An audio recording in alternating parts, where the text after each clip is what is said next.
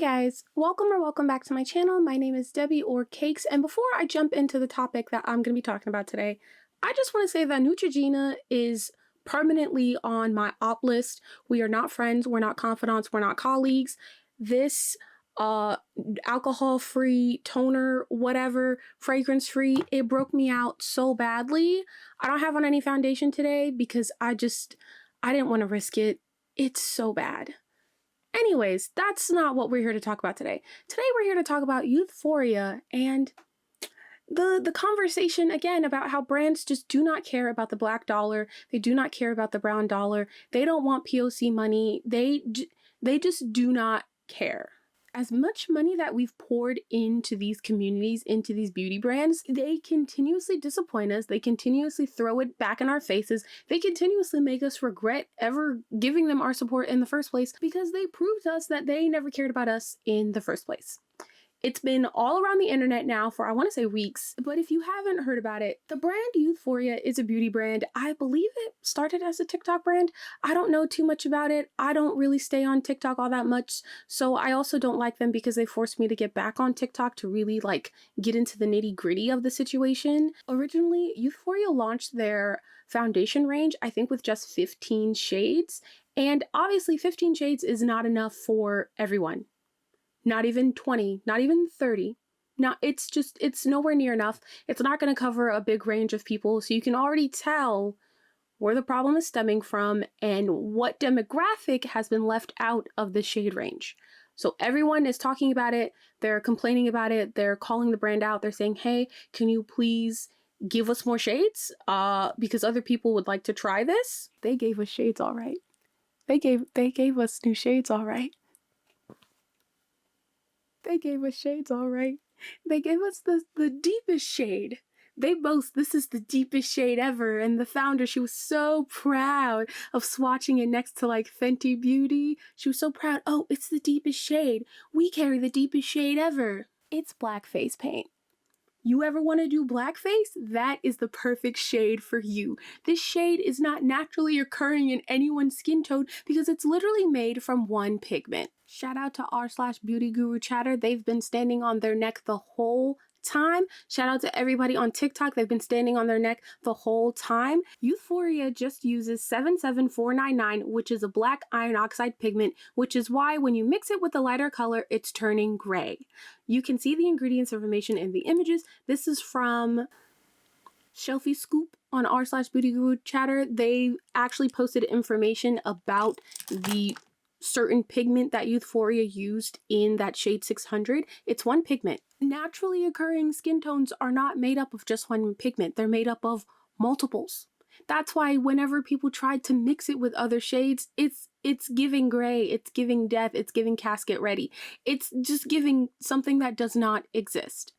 It also came out that the founder a couple weeks before the launch of this new shade extension, the founder recorded herself with a really crappy voiceover running around, I think, a mall in Dubai trying to find someone to swatch the shade 600 on. She found two men. You can tell that either it's been altered in some way or there was actually no foundation on that blender and it was obviously not going to be the right shade. You could tell, I could tell, we can all tell. But she still posted it. She still said, yeah, I did something great. Yeah, look at me, deepest shade, girl. And now Youthforia is no longer being sold at Credo Beauty. I would not be upset or angry or sad for them if they're also dropped from Ulta. Again, this has been a very, very big controversy because it's just the reinforcement that they do not care about us. It seems like she was upset that we were asking for too much. When really you could have just launched a shade range with maybe 40 shades and people would be like, it's not a lot, but it is a very good start. But no, she said, all right, take this shade 600. Take it, take that. You happy now? You got your shade. You got your black shade that you wanted. It's really bad.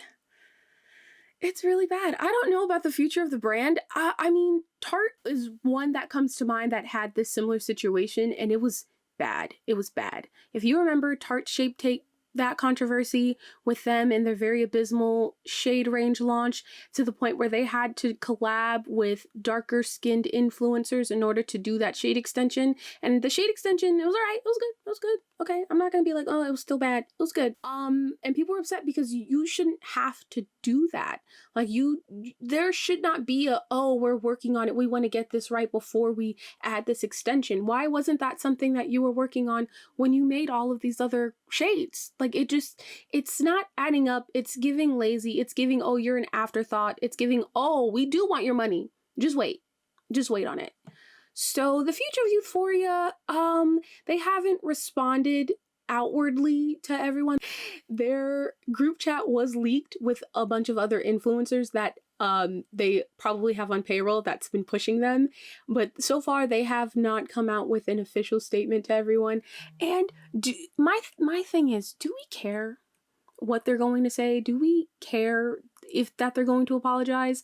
I feel like because of the internet news cycle, it's going to, fall to the wayside. People are going to stop caring, the same way all of these Black-owned businesses are closing down because the hype, the drive behind them, no one cares anymore. So now we're going back to having to fight for these shade ranges that we've been fighting for, and we thought we finally made it, at least a little bit, only for brands to start pulling things like this, to start changing their shade range, to start discontinuing shades that people have been using for many, many years. And is it going to continue to happen? Most likely, probably. This isn't the first brand to do something like this. They're not the last brand. We also need to call out brands like Hourglass, who clearly do not like dark-skinned people.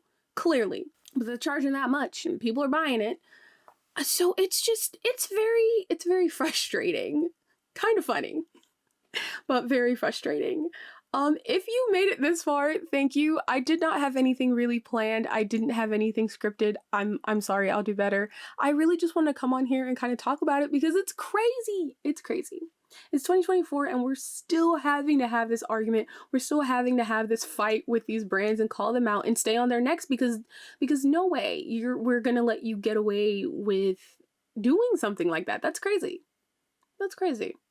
But anyways, thank you so much for watching. Please go ahead and like and subscribe, and I will be back with more content later. Stay hydrated, my loves. Bye!